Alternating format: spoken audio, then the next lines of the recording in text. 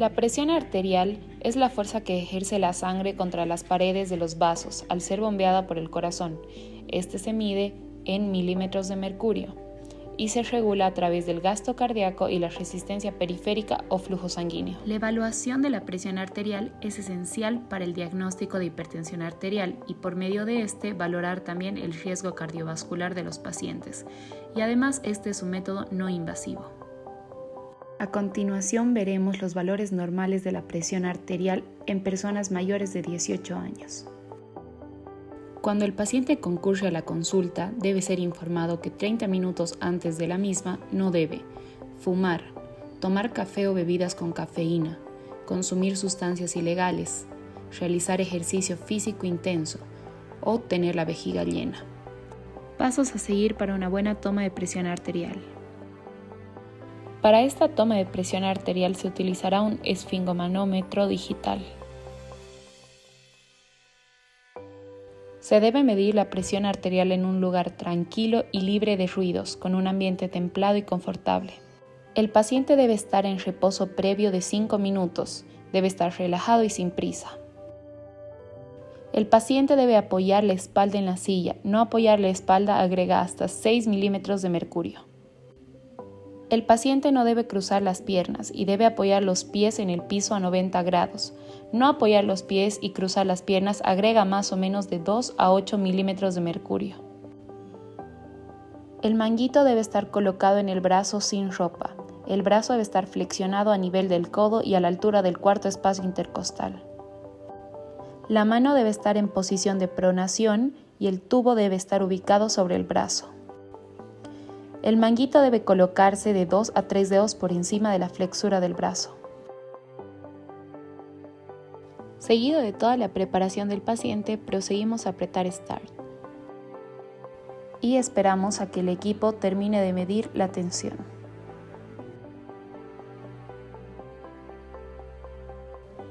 El paciente debe mantenerse en silencio y relajado durante la medición.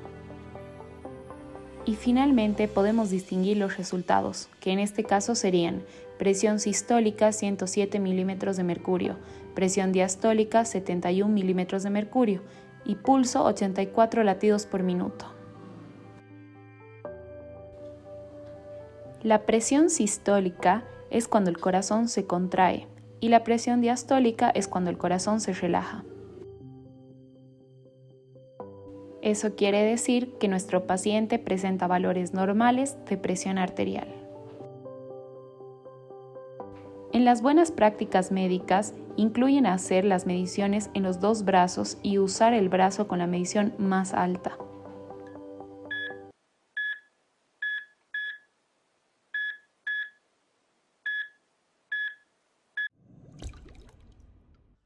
El estetoscopio es un instrumento que nos va a permitir escuchar los ruidos que se producen en el cuerpo de forma espontánea. El examen mediante el estetoscopio se va a denominar auscultación. Este instrumento fue creado en Francia por el médico René Laennec en 1819. Primero vamos a encontrar las olivas estas se van a adaptar al oído. Posteriormente podemos encontrarnos unos tubos metálicos que se ajustan a la tensión de las vías celulares en el canal auditivo externo. Después de esto podemos encontrar un tubo flexible. Este puede ser sencillo o doble. Y finalmente vamos a encontrarnos lo que viene siendo el diafragma o membrana y la campana. El diafragma se utiliza para sonidos de alta frecuencia como el corazón y los pulmones, mientras tanto que la campana es para frecuencias bajas o neonatales. Ahora vamos a pasar a ver el video de cómo se puede auscultar correctamente. Para una auscultación de todas las válvulas, vamos a hacerlo por unos focos predeterminados, que estos se sitúan en dirección del flujo sanguíneo.